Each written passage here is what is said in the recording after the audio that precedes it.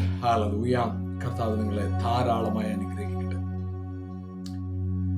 നമ്മുടെ കർത്താവായ യേശുക്രിസ്തുവിന്റെ ശുശ്രൂഷയുടെ പ്രധാനപ്പെട്ട ഒരു ഭാഗമാണ് കർത്താവ് മത്തായിയുടെ സുവിശേഷം 5, 6, 7 അധ്യായങ്ങളിൽ കർത്താവ് പറഞ്ഞതായ പ്രസംഗം. ആ മെസ്സേജിൽ നമ്മൾ കാണുമ്പോൾ വളരെ പ്രധാനമായി പറയുന്ന ഒരു കാര്യമുണ്ട്. നിങ്ങൾ സ്വർഗീയ പിതാവിന്റെ മക്കളെന്ന ആ ബന്ധത്തിനാണ് അവിടെ ഏറ്റവും കൂടുതൽ പ്രാധാന്യം നൽകി എടുത്തു പറയുന്നത്. അങ്ങനെ അവിടെ കർത്താവ് പല കാര്യങ്ങളെ വിശദീകരിക്കുന്നു. ഒന്ന്, നിങ്ങൾ ഇതുവരെ മനസ്സിലാക്കിയിരിക്കുന്ന കൊല ചെയ്യരുതെന്നാണ്. പക്ഷെ സഹോദരനോട് ദേഷ്യപ്പെടുന്നവൻ, സഹോദരനോട് കോപിക്കുന്നവനൊക്കെ നരകത്തിന് യോഗ്യനാകുന്ന വചനം. അതുപോലെ തന്നെ നമുക്ക് അവിടെ കാണാൻ കഴിയുന്ന ഒരു കാര്യമാണ്, വ്യഭിചാരം ചെയ്യരുതെന്ന് നിങ്ങൾ കേട്ടിട്ടുണ്ട്, എന്നാൽ ഒരു സ്ത്രീയെ മോഹിക്കേണ്ടതിന് അവിടെ നോക്കുന്നവരെല്ലാം പാപം ചെയ്തു കഴിഞ്ഞു എന്നാണ് വചനം. അപ്പൊ അവിടെ അവരെ സംബന്ധിച്ചിടത്തോളം അവരുടെ പ്രധാനമായ കാര്യങ്ങളായിരുന്നു അവർ ചെയ്യുന്ന കാര്യങ്ങളെല്ലാം പരസ്യമായി എല്ലാവരും കാണത്തക്ക രീതിയിൽ ചെയ്യുക. അവരുടെ മതപരമായ ചടങ്ങുകൾ, പ്രത്യേകിച്ച് ഉപവാസങ്ങളാകട്ടെ, പ്രാർത്ഥനകളാകട്ടെ, അവര് കൊടുക്കുന്നതാകട്ടെ, പരസ്യമായി ചെയ്യുന്ന രീതിയായിരുന്നു. കർത്താവോട് പറഞ്ഞു, ഇല്ല വേണ്ട, നിങ്ങൾ രഹസ്യമായിട്ട് ഇത് ചെയ്താൽ മതി. നിങ്ങളുടെ ഉപവാസം രഹസ്യമായിരിക്കട്ടെ, നിങ്ങളുടെ പ്രാർത്ഥന രഹസ്യമായിരിക്കട്ടെ, നിങ്ങൾ കൊടുക്കുന്നത് രഹസ്യമായിരിക്കട്ടെ. ഇപ്പൊ രഹസ്യത്തിൽ കാണുന്ന നിങ്ങളുടെ പിതാവ് നിങ്ങൾക്ക് അതിന് പ്രതിഫലം എന്ന് കർത്താവോട് പറയുകയും അതിനോട് ചേർന്ന് പിന്നത്തതിൽ പറയുന്ന ഒരു കാര്യം ഇതാണ്, അവർ വിചാരപ്പെടുന്നവരെ നോക്കി കർത്താവ്, നിങ്ങൾ എന്തിനു വിചാരപ്പെടുന്നത്? നിങ്ങൾ വിചാരപ്പെടുന്ന കൂടെ നിങ്ങളുടെ നീളത്തിൽ ഒരു മുഴ കൂട്ടാനോ കുറയ്ക്കാനോ നിങ്ങൾക്ക് സാധ്യമല്ല. നിങ്ങളുടെ മുടിയെ ഒന്ന് വെളുപ്പിക്കാനോ കറുപ്പിക്കാനോ അത് നിങ്ങൾക്ക് സാധ്യമല്ല. പക്ഷേ അവിടെ പറയുന്ന ഒരു കാര്യമാണ്, സ്വർഗസ്ഥനായ നിങ്ങളുടെ പിതാവ് നിങ്ങളുടെ ആവശ്യങ്ങൾ അറിയും. പറവകളെയും കുരുകിലിനെയും പുല്ലിനെയും താമരയൊക്കെ നോക്കുക. അവയെ മനോഹരമായി ചമയിക്കുന്നവൻ, അവയെ അത്ഭുതമായി പുലർത്തുന്നവൻ നിങ്ങൾക്ക് വേണ്ടിയും കരുതുവാൻ ശക്തനാണ്. നിങ്ങളുടെ പിതാവാണ്. നിങ്ങളുടെ സ്വർഗീയ പിതാവ് സൽഗുണനായിരിക്കുന്ന പോലെ നിങ്ങളും സൽഗുണപൂർണരായിരിക്കും. അപ്പൊ അവിടെ എല്ലാം പിതാവിനെ കുറിച്ച് വളരെ ആഴമായ, വളരെ ശക്തമായ അറിവ് തരുന്ന, അല്ലെങ്കിൽ ആ നിർദ്ദേശം, ദൈവത്തെ പിതാവെന്ന നിലയ്ക്ക് പരിചയപ്പെടുത്തുകയാണ് ഈ 5, 6, 7 അധ്യായങ്ങളിലൊക്കെ നമ്മൾ കാണുന്നത്. പ്രത്യേകിച്ച് മത്തായിയുടെ സുവിശേഷം അത് ആരംഭിക്കുന്നത് തന്നെ വളരെ മനോഹരമായിട്ടാണ്. അപ്പൊ അവിടെ കർത്താവ് പറയുന്ന ഒരു കാര്യമുണ്ട്, ഞാൻ വന്നത് ന്യായപ്രമാണത്തെ നീക്കാൻ, നിവർത്തിക്കുവാനായിട്ട്. ന്യായപ്രമാണം, എവിടെയാണ് ന്യായപ്രമാണം നൽകപ്പെട്ട ഒരു അവസ്ഥ ഉണ്ടാകുന്നത്? അത് നമുക്കറിയാം. ആദാമിനും ഹവ്വയ്ക്കും ആവശ്യമാകുന്ന എല്ലാം കർത്താവ് സൃഷ്ടിച്ചു വെച്ചിട്ട് ഏതെങ്കിലും ഒരു തോട്ടമുണ്ടാക്കി അവരവിടെ ആക്കി. അവിടെ വിവിധ തരം ഫലം കായ്ക്കുന്ന വൃക്ഷങ്ങളുണ്ട്. അതെല്ലാം ധാരാളമായി, സ്വതന്ത്രമായി, സൗജന്യമായി ഭക്ഷിക്കാൻ അവർക്ക് അനുവാദവും. അവരവിടെ ആക്കിയപ്പോ കർത്താവ് അവരോട് പറഞ്ഞ കാര്യം, തോട്ടം സൂക്ഷിക്കാനും അവരുടെ ജോലിയൊക്കെ ചെയ്യുവാൻ, വേലയൊക്കെ ചെയ്യാനായിട്ട് ഉണ്ടാക്കി. എന്നാൽ അവിടെ നമുക്ക് കാണാൻ കഴിയുന്ന ഒരു കാര്യം, അങ്ങനെ അവിടെ ആക്കിയവനായ ദൈവം അവരോട് പറയുന്ന ഒരു കാര്യം ഇതാണ്, ഈ തോട്ടത്തിലെ നടുവിലെ വൃക്ഷത്തിന്റെ ഫലം തിന്നരുത്, തിന്നുന്നാളി മരിക്കും. അപ്പൊ അവിടെ തിന്നു, അവർ മരിച്ചു. എന്നാൽ ആ മനുഷ്യനില് ദൈവം ഒരിക്കലും ഗിവപ്പ് ചെയ്തില്ല, ദൈവത്തിൽ നിന്ന് മനുഷ്യനാകുന്നു. അപ്പൊ അവിടെ ആദാം ഇനി എവിടെ? ആദാം ദൈവത്തിൽ നിന്ന് മറഞ്ഞിരുന്നപ്പോ ദൈവത്തിന്റെ നോട്ടമല്ല അവനിൽ ആദ്യം എത്തിയത്, ദൈവത്തിന്റെ കരമല്ല അവനിൽ ആദ്യം എത്തിയത്. വീണുപോയ മനുഷ്യനിൽ ആദ്യം എത്തിയത് ദൈവത്തിന്റെ ശബ്ദമാണ്, അഥവാ ദൈവത്തിന്റെ വചനമാണ്. ആദമേ നീ എവിടെ എന്ന ശബ്ദം, വചനം. അതായത് പ്രിയപ്പെട്ടവര്, വീണുപോയവരിലേക്ക്, ഹല്ലേലൂയ, ദൈവത്തിന്റെ വലിയ പദ്ധതിയിൽ നിന്ന് വീണുപോയവരിലേക്ക് ആദ്യം എത്തുന്നത് ദൈവത്തിന്റെ വചനം. ദൈവവചനത്തിന് മാത്രമേ നമ്മളെ വീഴ്ചയിൽ നിന്നും കരകയറ്റാൻ സാധിക്കൂ. പ്രൈസ് ഗോഡ്, ഹല്ലേലൂയ, ദൈവവചനം. അതുകൊണ്ട് പ്രിയപ്പെട്ട, ഇവിടെ നമ്മൾ വചനത്തിൽ കാണാൻ കഴിയുന്ന ഒരു കാര്യം, ആ വീണുപോയ മാനവജാതിയെ വീണ്ടെടുക്കാനായിട്ട് ദൈവം അബ്രഹാം, ഇസഹാക്ക്, യാക്കോബ് അവരുടെ തലമുറയെ ഒരു വലിയ ജനതയാക്കി മാറ്റി. അബ്രഹാമിന് വാഗ്ദത്തം കൊടുത്തു, ഇസഹാക്കിനോട് ആരംഭിച്ചു യാക്കോബില് അതിന് നിറവ് കാണുന്നത് നമുക്ക് കാണാൻ സാധിക്കും. അവർ അടിമകളായി പാർത്ത 430 വർഷം അടിമകളായി പാർത്ത മിസ്രൈമില് അവർ വലിയൊരു ജനതയായിട്ട് ആ ജനതയായി മാറി. അവർക്ക് അവരുടെ ജീവിതത്തില് അവർ അടിമത്വത്തിലായിരുന്ന കാലഘട്ടങ്ങളിൽ ആ അടിമത്വത്തിൽ എവിടെയാണോ അടിമകളായിരുന്നത് ആ ദേശത്തിന്റെ നിയമങ്ങളും ആചാരങ്ങളും അനുഷ്ഠാനങ്ങളും നിവർത്തിക്കുന്ന ഒരു തലത്തിലേക്ക് ആ തലമുറ. അവിടെയാണ് ദൈവികമായ അടുത്തൊരു ഇടപെടിയിൽ അവർക്കുണ്ടാകും. അവരെ മോശയിലൂടെ കർത്താവ് സന്ദർശിച്ചു, അവരെ വിടുവിച്ചു. പാലും തേനും ഒഴുകുന്ന വാഗ്ദത്ത ദേശത്തേക്ക്, അത് അബ്രഹാമിനോട് ദൈവം വാഗ്ദത്തം ചെയ്ത സ്ഥലത്തേക്ക്, ഇസഹാക്കിനോട് യാക്കോബിനോട് ദൈവം വാഗ്ദത്തം ചെയ്ത സ്ഥലത്തേക്ക് അവരെ കൊണ്ടുപോകും.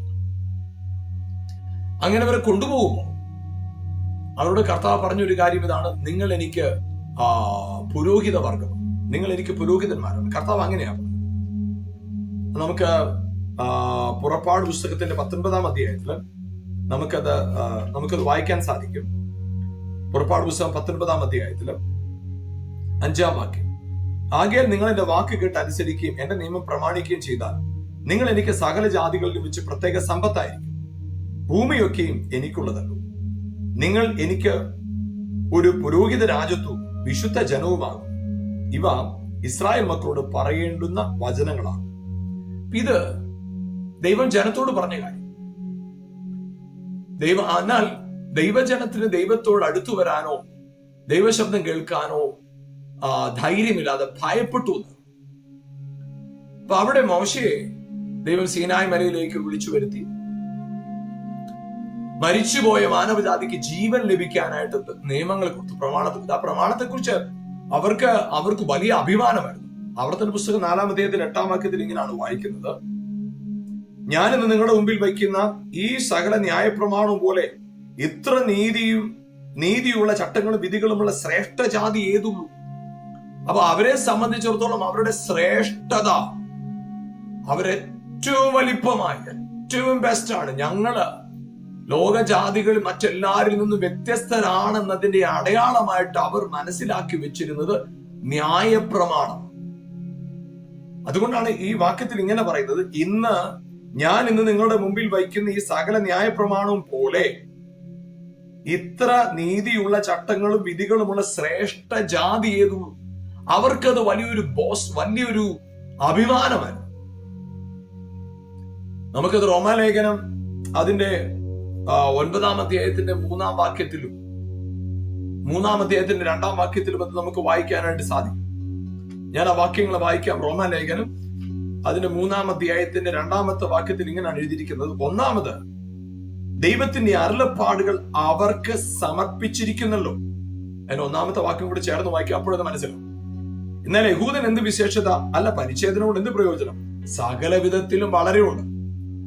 അപ്പൊ അവരുടെ വിശേഷതയാണ് പറയുന്നത്. അരുളപ്പാടുകൾ ലഭിച്ചവർ, ദൈവിക കൽപ്പന ലഭിച്ചവർ, അതാണ് അവിടെ പറയുന്നത്. എന്നാൽ നമുക്ക് ഇതിന്റെ 9-ാം അധ്യായത്തില് 4-ാം വാക്യം: അവർ ഇസ്രായേൽ പുത്രത്വവും തേജസ്സും നിയമങ്ങളും ന്യായപ്രമാണവും ആരാധനയും വാഗ്ദത്തങ്ങളും അവർക്കുള്ളവ.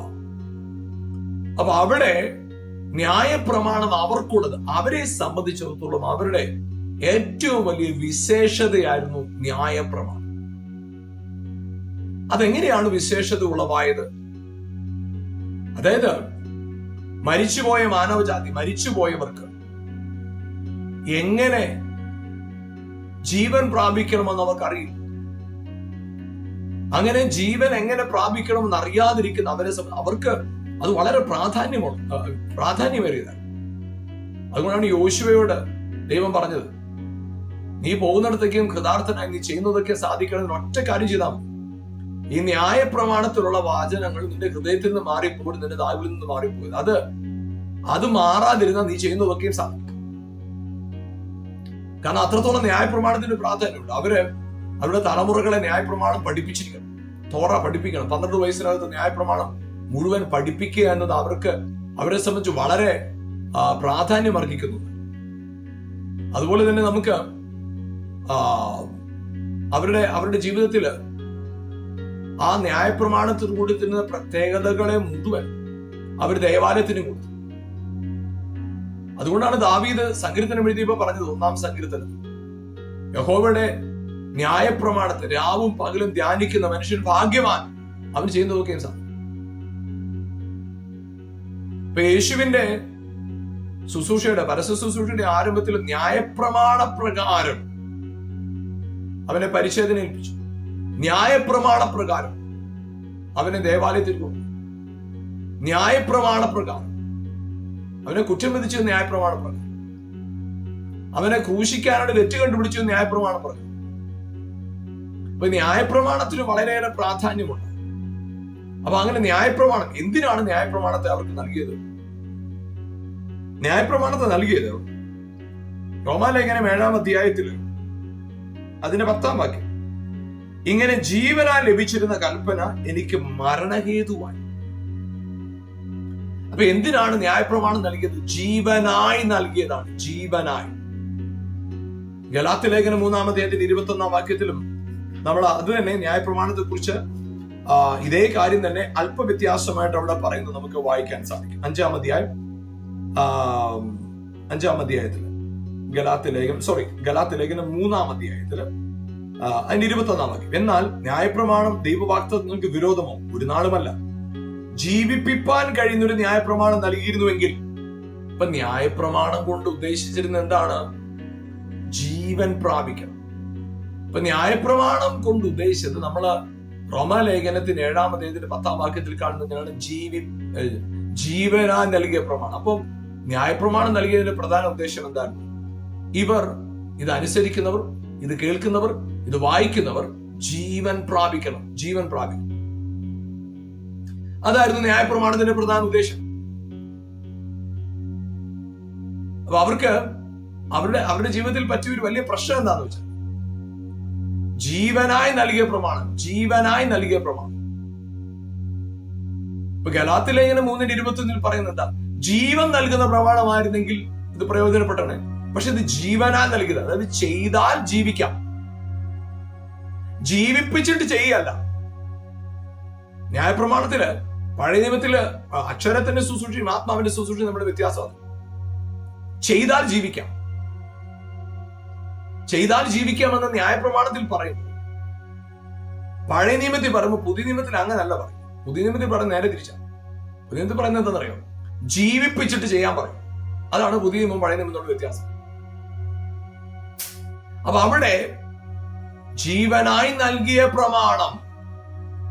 അപ്പൊ യേശുക്രിസ്തു ന്യായപ്രമാണത്തെ കുറിച്ച് പറയുന്ന ഒരു കാര്യം ഇതാണ്. മത്തായിയുടെ സുവിശേഷം അതിന്റെ 5-ാം അധ്യായത്തില് നമുക്ക് അത് ഇങ്ങനെയാണ് വായിക്കുന്നത്. 17 മുതലുള്ള വാക്യങ്ങൾ, 17-18 വാക്യങ്ങളെ ഞാൻ വായിക്കും. മത്തായിയുടെ സുവിശേഷം 5:17. ഞാൻ ന്യായപ്രമാണത്തെയോ പ്രവാചകന്മാരെ നീക്കേണ്ടതിന് വന്നു എന്ന് നിരൂപിക്കരുത്. നീക്കുവാനല്ല, നിവർത്തിപ്പാനത്രേ ഞാൻ വന്നു. സത്യമായിട്ട് ഞാൻ നിങ്ങളോട് പറയുന്നു, ആകാശവും ഭൂമിയും ഒഴിഞ്ഞു പോകും വരെ സകലവും നിവൃത്തിയാകുവോളം ന്യായപ്രമാണത്തിൽ നിന്ന് ഒരു വള്ളിയെങ്കിലും പുള്ളിയെങ്കിലും ഒരു നാളും കഴിഞ്ഞു പോകുകയില്ല. അപ്പൊ അവിടെ ന്യായപ്രമാണത്തെ കുറിച്ച് പറയുന്നത് എങ്ങനെയാണ്? ന്യായപ്രമാണത്തെ നീക്കാനല്ല ഞാൻ വന്നത്, ന്യായപ്രമാണത്തെ നിവർത്തിക്കാനായിട്ട്. നിവർത്തിക്കുക, ന്യായപ്രമാണത്തെ നീക്കിക്കളയാനല്ല, നിവർത്തിക്കുവാനായിട്ട്. അപ്പൊ ഈ ന്യായപ്രമാണത്തിന്റെ നീക്കിക്കളയുന്ന അവസ്ഥയല്ല, നിവർത്തിക്കുക. അപ്പൊ ഈ ന്യായപ്രമാണത്തെ നിവർത്തിക്കുക എന്ന് പറയുമ്പോൾ തന്നെ യേശുക്രിസ്തുവിനെ കുറിച്ച് നമുക്ക് ഒരു വാക്യം വായിക്കാം. റോമാലേഖനം അതിന്റെ 10-ാം അധ്യായത്തിന്റെ 14-ാം അധ്യായത്തിന്റെ റോമാലേഖനം അതിന്റെ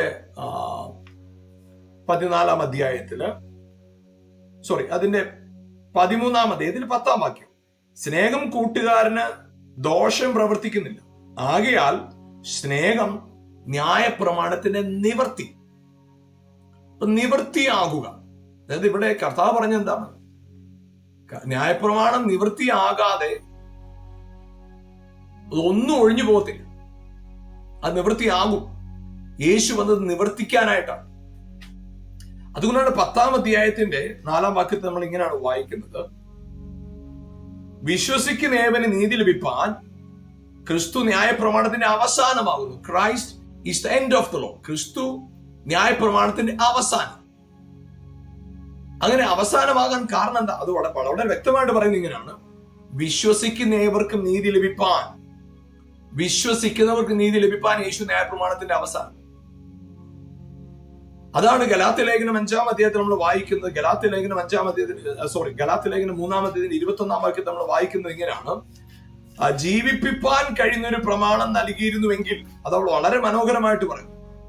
എന്നാൽ ന്യായപ്രമാണം ദൈവവാഗ്ദത്തങ്ങൾക്ക് വിരോധം ഒടിനാളുമല്ല.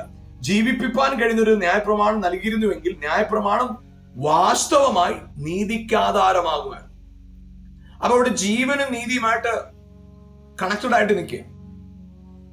അപ്പൊ യേശുക്രിസ്തുവിനെ കുറിച്ച് റോമാലേഖനം 10:4 പറയുന്നതാണ്: വിശ്വസിക്കുന്നവർക്ക് നീതി ലഭിക്കേണ്ടതിന് യേശുക്രിസ്തു ന്യായപ്രമാണത്തിന്റെ അവസാനമാണ്. അപ്പൊ ന്യായപ്രമാണത്താൽ നീതി ലഭിക്കണമായിരുന്നു. നീതി ലഭിക്കണം എന്ത് നടക്കണം? ജീവിപ്പിക്കണം. ന്യായപ്രമാണം ജീവിപ്പിക്കണം. ജീവിപ്പിച്ചിരുന്നുവെങ്കിൽ അത് നീതിയായനെ. ജീവനാ ലഭിച്ചിരുന്ന പ്രമാണം എനിക്ക് മരണഹേതുവായി മാറി. അതാണ് പൗലോസ് പറയുന്നത്. അപ്പൊ എന്താണ് ന്യായപ്രമാണത്തിന് നിവൃത്തി? ന്യായപ്രമാണം നൽകിയത് ജീവിക്കാനായിട്ട്, ജീവൻ നൽകാൻ. പക്ഷെ എന്തു പറ്റി? ന്യായപ്രമാണത്തുള്ള ജീവൻ മനുഷ്യന് പ്രാപിക്കാൻ പറ്റിയില്ല, പ്രാപിക്കാൻ സാധിക്കാതെ പോയി. കാരണം എന്തുകൊണ്ടാ? വിശ്വാസത്താൽ നീതി ലഭിക്കും. അതുകൊണ്ട് തന്നെയാണ് റോമാലേഖനം വളരെ ഭംഗിയായിട്ട് അതിനെക്കുറിച്ച് പറഞ്ഞിട്ടുണ്ട്. ആകയാൽ അതിന്റെ 9-ാം വാക്യം: ആകയാൽ നാം എന്തു പറയണം? നീതിയെ പിന്തുടരാത്ത ജാതികൾ നീതി പ്രാപിച്ചു. വിശ്വാസത്താലുള്ള നീതി തന്നെ. അതെന്തുകൊണ്ട്? അടുത്തു പറയുന്നത് നീതിയുടെ പ്രമാണം പിന്തുടർന്ന ഇസ്രായേലോ ആ പ്രമാണത്തിൽ എത്തിയില്ല. അതെന്തുകൊണ്ട്? വിശ്വാസത്താലല്ല, പ്രവർത്തികളാൽ അന്വേഷിച്ചതുകൊണ്ട് തന്നെ. അവരവിടെ എത്താത്തതിന് കാരണം എന്താ? പ്രവർത്തികളിലായിരുന്നു അവർ അന്വേഷിച്ചത്. അപ്പൊ അതുകൊണ്ട് തന്നെ അവരുടെ പ്രവർത്തികളാൽ അവർ അന്വേഷിച്ചത് കൊണ്ട് അവർക്ക് നീതിയിലെത്താൻ സാധിച്ചില്ല.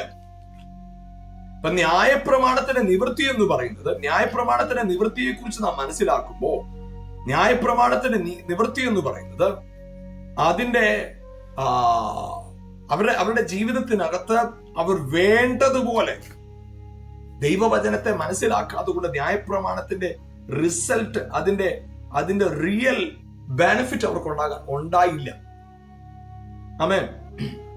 വെളിപ്പാട് പുസ്തകം 14:13 ഇങ്ങനെ പറഞ്ഞു: ഞാൻ സ്വർഗത്തിൽ നിന്നൊരു ശബ്ദം കേട്ടു. അത് പറഞ്ഞത്, എഴുതുക, ഇന്നു മുതൽ കർത്താവിൽ മരിക്കുന്ന വൃതന്മാർ ഭാഗ്യവാന്മാർ. അതെ, അവർ തങ്ങളുടെ പ്രയത്നങ്ങളിൽ നിന്ന് വിശ്രമിക്കേണ്ടതാണ്. അവരുടെ പ്രവൃത്തി അവരെ പിന്തുടരുന്നു എന്ന് ആത്മാവ് പറയും. അവരുടെ പ്രയത്നങ്ങളിൽ നിന്ന് അവരെ വിശ്രമിക്കേണ്ടതായി. ആരാണ്? കർത്താവിൽ മരിക്കുന്നത്. അതായത് യേശുവിൽ മരിക്കുന്ന ഒരു വ്യക്തി ഇനി പ്രയത്നത്താലല്ല, ക്രിസ്തുവിൽ മരിച്ച ഒരു വ്യക്തി, ക്രിസ്തുവിലായി തീർന്ന ഒരു വ്യക്തി ഇനി പ്രയത്നങ്ങളിലല്ല, അവനോടൊന്ന് വിശ്രമിക്കുക. എന്നാൽ അവന്റെ പ്രവൃത്തി അവനെ പിന്തുടരും. എന്താണ്? വിശ്വാസത്തിന്റെ പ്രവൃത്തി. അവനിനി ജീവിക്കുന്നത് പ്രവൃത്തിയാലുള്ള നീതിയിലല്ല, നീതിയുടെ പ്രവൃത്തിയിലാണ് ജീവിക്കുന്നത്. അപ്പൊ ഇവിടെ ഈ ന്യായപ്രമാണത്തിന്റെ നിവർത്തി, കർത്താവ് പറഞ്ഞു, ഞാൻ ഇവിടെ വന്നത് ന്യായപ്രമാണത്തെ നീക്കാനല്ല, നിവർത്തിപ്പാൻ. ന്യായപ്രമാണത്തെ ഞാൻ വന്നത്, അത് വ്യക്തമായിട്ട് നിങ്ങൾ ശ്രദ്ധിക്കണം. ഞാൻ വന്നത് ന്യായപ്രമാണത്തെ നീക്കാനല്ല, നിവർത്തിപ്പാൻ ഞാൻ വന്നത്. എന്താണ് ന്യായപ്രമാണത്തിന്റെ ഉദ്ദേശം? റോമാലേഖനം അതിന്റെ 10-ാം-17 വാക്യം നമ്മൾ വായിച്ചു. ജീവനായി നൽകിയ പ്രമാണം. അപ്പൊ ന്യായപ്രമാണം നൽകിയ എന്തിനു വേണ്ടിയാ? ജീവനായിട്ട്. പക്ഷെ അതിനെക്കുറിച്ച് വളരെ വ്യക്തമായിട്ട്, കുറച്ചുകൂടി വ്യക്തമായിട്ട് അവിടെ പറയുന്ന ഒരു കാര്യം ഇതാണ്. യോഹന്നാന്റെ സുവിശേഷം 10:10 അത് വളരെ വ്യക്തമായിട്ട് പറയുന്നുണ്ട്. കർത്താവ് ഈ 2 വാക്യങ്ങൾ ഒരുമിച്ച് ചിന്തിച്ചാൽ നിങ്ങൾക്ക് പെട്ടെന്ന് മനസ്സിലാവും. മത്തായിയുടെ സുവിശേഷം 5-ാം-17 വാക്യവും യോഹന്നാന്റെ സുവിശേഷം 10:10 വായിക്കുമ്പോൾ നമുക്ക് ശരിക്കും നല്ലപോലെ മനസ്സിലാവും. ഞാൻ വന്നത് ന്യായപ്രമാണത്തെ നീക്കാനല്ല, നിവർത്തിക്കുവാൻ. ഫുൾഫിൽ. അത് നിവർത്തിക്കാനായിട്ടാ ഞാൻ വന്നത്. അങ്ങനെ തന്നെയാ പറയുന്നത്. മത്തായിയുടെ സുവിശേഷം 5:17 ഞാൻ വന്നത്, ഞാൻ ന്യായപ്രമാണത്തെ നീക്കാനായിട്ടല്ല വന്നത്, നിവർത്തിക്കുവാനായിട്ട്. പ്രവാചകന്മാരെ നീക്കാനായിട്ടല്ല വന്നത്, നിവർത്തിക്കാനായിട്ട്. അപ്പൊ ക്രിസ്തുവിൽ സകല പ്രവചനത്തിന് നിവർത്തിയായി, സകല പ്രമാണത്തിന് നിവർത്തിയായി. അപ്പൊ അങ്ങനെയാണെങ്കിൽ എന്താണ് നിവൃത്തിയായത്? അതുകൊണ്ടാണ് യോഹന്നാൻ 10:10 ഈ വാക്യത്തോട് ചേർത്ത് വായിക്കണമെന്ന് ഞാൻ പറഞ്ഞു. ഞാൻ വന്നത് അവയ്ക്ക് ജീവൻ ഉണ്ടാകുവാനും ജീവന്റെ സമൃദ്ധി ഉണ്ടാകും. ഞാൻ വന്നത്. അപ്പൊ കർത്താവ് വന്നത് എന്തിനാ? ന്യായപ്രമാണത്തെ നിവർത്തിക്കാനായിട്ട്. ന്യായപ്രമാണം എന്തിനാ? ജീവനായി നൽകിയ പ്രമാണം. അപ്പൊ യേശു വന്നപ്പോ എന്ത് കിട്ടി? ജീവൻ കിട്ടി. അപ്പൊ എന്ത് സംഭവിച്ചു? പ്രമാണം നിവൃത്തിയായി. Praise the Lord. ഹല്ലേലൂയ. നിങ്ങൾക്ക് മനസ്സിലായെന്ന് ഞാൻ വിചാരിക്കും. അതായത് ഒരു അത്ഭുതം പ്രാപിക്കണമെങ്കിൽ എന്തൊക്കെയോ ചെയ്യണമായിരുന്നു. ചെയ്ത് വേണമായിരുന്നു അത്ഭുതം പ്രാപിക്കാൻ. ജീവൻ പ്രാപിക്കണമെങ്കിൽ എന്തൊക്കെയോ കാര്യങ്ങൾ ചെയ്യണമായിരുന്നു. വലിയ പട്ടികയാണ് അവരുടെ കൈ കൊടുത്തിരിക്കുന്നത്. അത് അവരെ സംബന്ധിച്ചുള്ള ആവർത്തനം 4:8 നമ്മൾ വായിച്ച പോലെ അവരെ സംബന്ധിച്ചുള്ള ന്യായപ്രമാണം ഇത്ര ശ്രേഷ്ഠ ജാതി എന്തു അവരത് വലിയ കാര്യമായിട്ട് അവർ കണ്ടു. റോമർ 9:4 റോമർ 3:2 ഒക്കെ നമ്മൾ വായിച്ച പോലെ ന്യായപ്രമാണം അവരെ സംബന്ധിച്ചിടത്തോളം അവർക്ക് വിലയേറിയ ഒന്നാണ്. അവർക്ക് അവരുടെ എൻറ്റിറ്റി, അവരെ സംബന്ധിച്ചിടത്തോളം അവർക്ക് എപ്പോഴും പറയാൻ പ്രശംസിക്കാനൊരു കാര്യമായിരുന്നു ന്യായപ്രമാണം. അങ്ങനെ ആയിരുന്ന അവരുടെ ന്യായപ്രമാണത്തിന് സാധിക്കാതെ പോയതിനെ, ഹല്ലേലൂയ, അവിടെയാണ് റോമാലേഖനം 8-ാം അധ്യായത്തിന്റെ ഓരോ വാക്യത്തിന്റെയും പ്രസക്തി പറയാൻ ആഗ്രഹിക്കുന്നത്. അവിടെ എഴുതിയിരിക്കുന്നത് ഇങ്ങനെയാണ്. ജഡത്താൽ, 3-ാം വാക്യം മുതലാണ് ഞാൻ വായിക്കുന്നത്. റോമാലേഖനം 8:3 മുതൽ.